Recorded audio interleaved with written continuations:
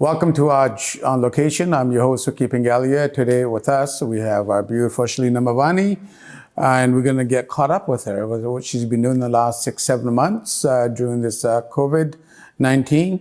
I understand that she's actually was a guest of honor in India. She was covered by the Unique magazine.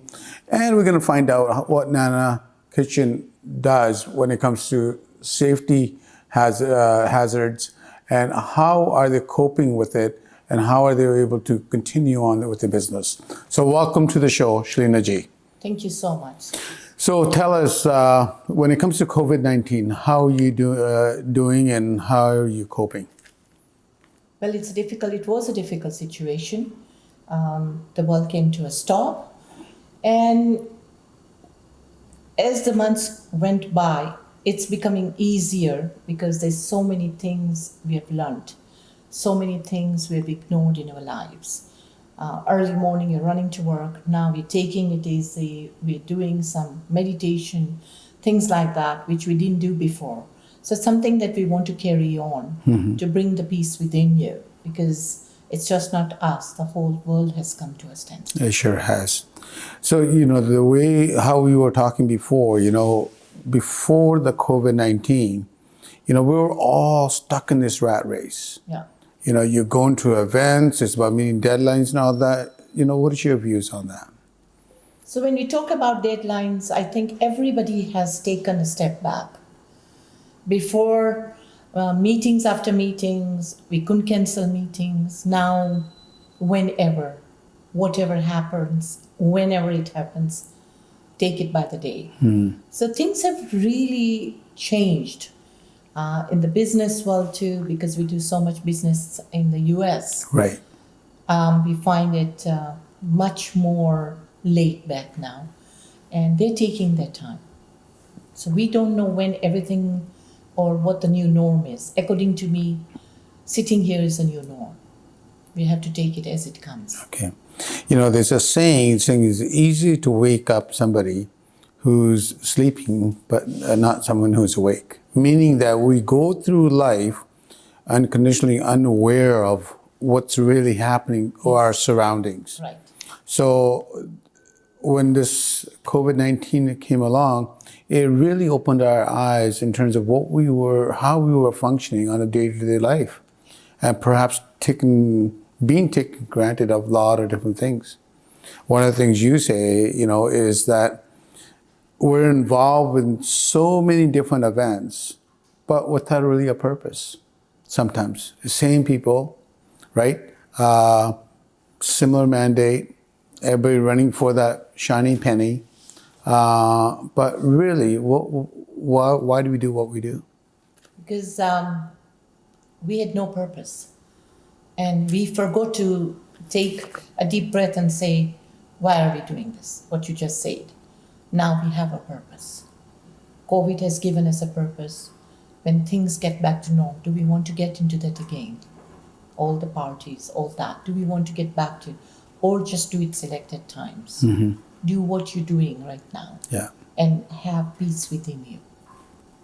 When it comes to clarity, I've got some clarity, and then, the COVID has really helped me reflect on my own life, personally and business, and I have prioritized what is important to me, because I've had a chance to sit back.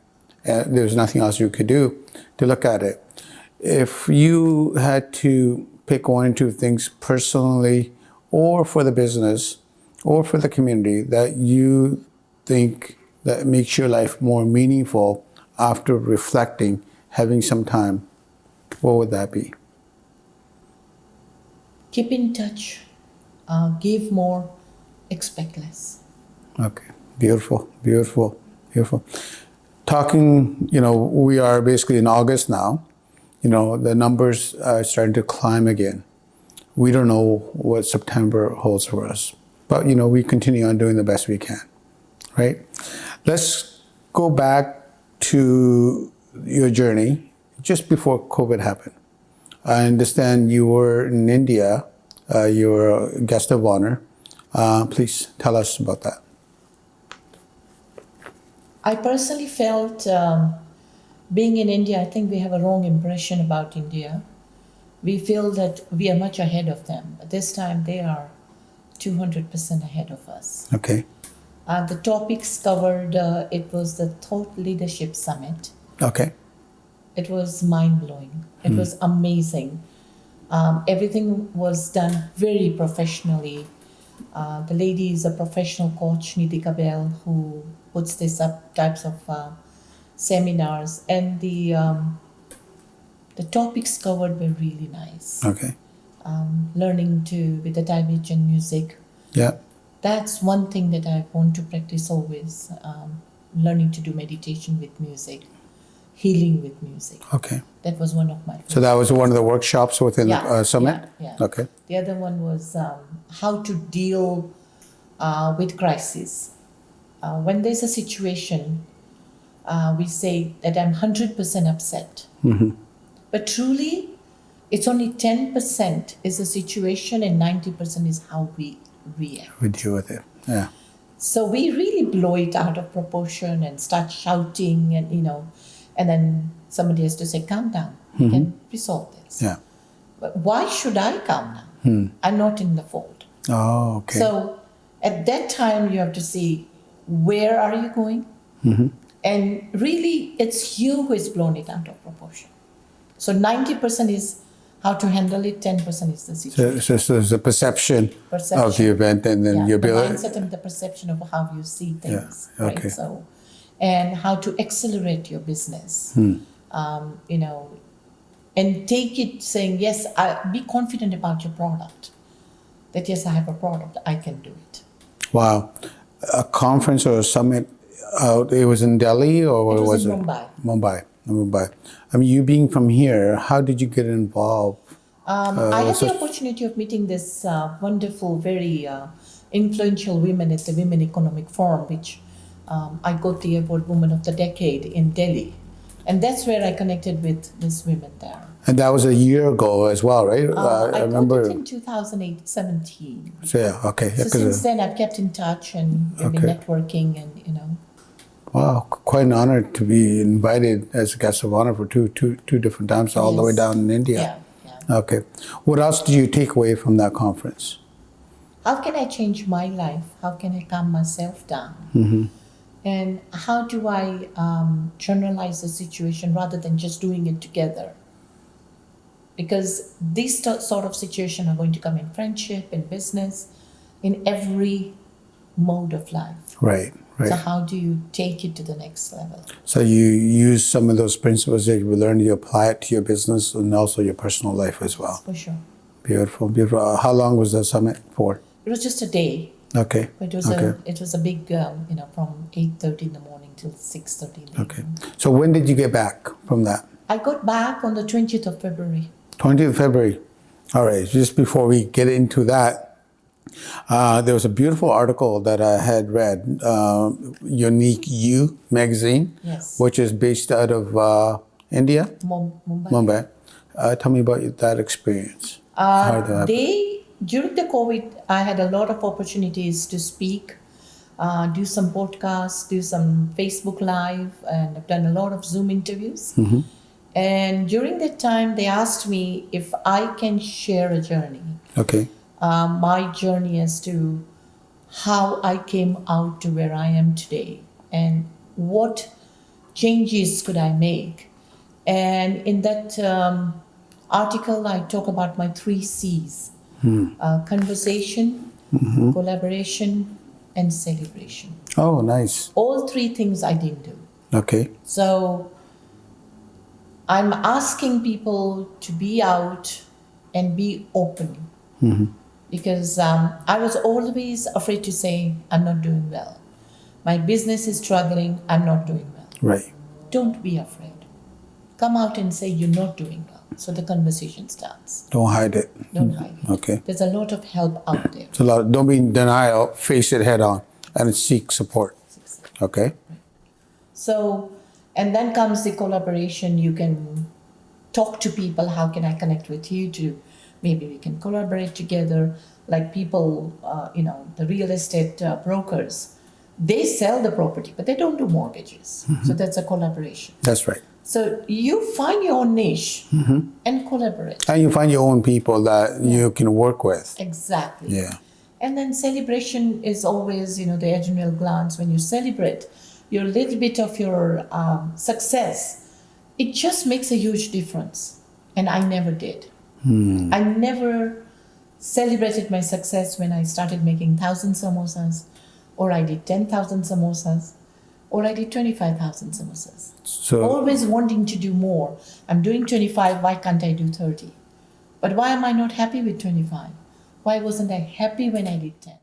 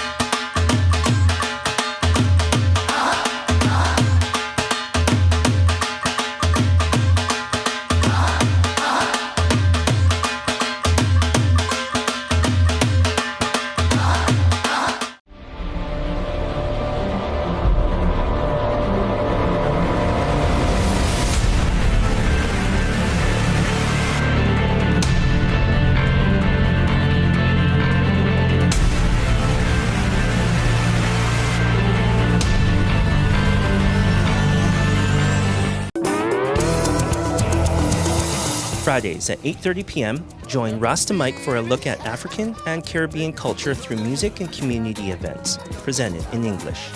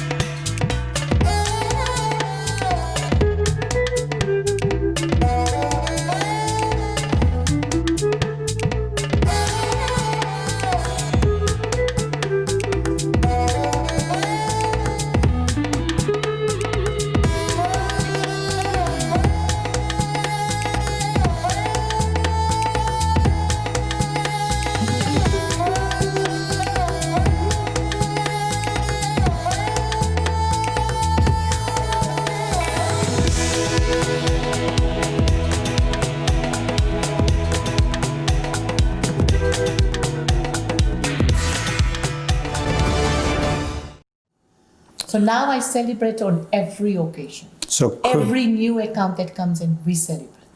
Let me ask you a personal question. Now, when did you concentrate or dwell more on your failures when you first started the samosa business way It was back in just the day? failures. I didn't know how to get out of it.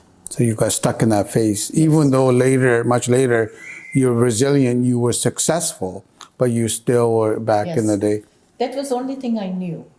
How am I going to pay my loan tomorrow morning? I've Yeah. overdrawn $30,000 at the bank. Right. How am I going to talk to the bank manager? How can I make my speech? So every morning I have to have a speech ready. Michael, today I'm 25,000 overdrawn at the bank. Okay, so what's new? Please don't throw the checks back. But Shalina, you're over your limit. Right. So that's all I knew every single day. How can I get out of that? But I didn't know how to get out of it and then get to the next level for business. Okay. So that's how, as I say, there's so much help out there. Changing mindset, changing your own beliefs, believing in yourself. All Right. those things are where you're surrounded by failures. Your vibrations are failures. Everything is failures. So how do you see above that what I need to do to come out of it? Right. Right. Yes, beautifully said. So now, now you're a very successful young lady, and also, your business, you guys are doing really well in the States market, in the Canada market, and all that. How do you celebrate your success now? By thanking the universe, Okay. thanking God that this is where we are, creating a positive mindset Okay. that we can go further. But first, I thank you to what you have, Yeah. so you can move further. People. And the other way that you do very well is also you contribute.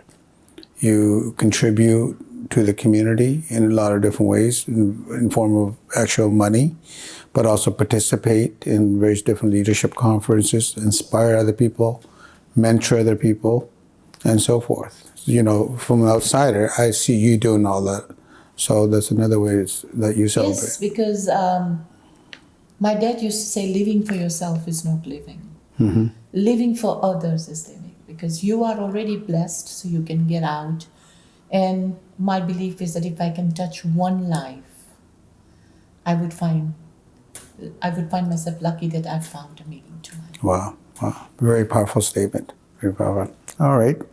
So coming back, so when you came here in February, wow, was it difficult for you to return back because of COVID, which is starting up at that time? Yeah, so we really didn't know what's happening and how are we going to be affected, especially being in the food industry. Okay. But one thing that I thank the Lord every single day, that I'm so blessed that I got these certifications that has taken me where I am today.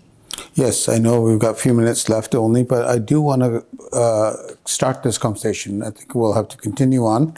But tell us, in terms of Nana's Kitchen, your certification, the level of certification that you have municipally, provincially, federally, how you guys operate. So currently I hold quite a few certifications, and those are very expensive certifications. Okay. So before COVID, HACCP and BRC certified, we have auditors, we have an inspector sitting on site. So really, when you come in the morning, you have to wear uniforms. On the uniform, you're wearing a lab coat. On the lab coat, you're wearing a plastic lab coat. You have masks, you have gloves, right? So really, nothing changed for us before or after COVID. Okay. Any product that comes in is checked, temperature is checked. So before, I don't think that the consumer really looked at all this. Now we've all become paranoid how the product is made. Right. So I think that is one thing that got me going, saying because we are the preferred supplier for samosas in all the grocery chain across North America. And without the certification, you cannot go to the grocery chain. They'll not take it. No, of course not, because they got big, high standards there. Yes. Yeah, so- There's a recall program. There's standard operating procedure. Everything that comes in is batched down. There's a batch card. Everything is done. Right now, once a week, the product is going for testing to the lab, saying everything is fine. We can sell the product. So we feel that this was the biggest blessing. If we were provincial, we would have had to make a lot of changes Right. to be where we are. So I think that for the certification we are blessed that yes, the consumer is at peace right now. That Okay. all these measures are taken.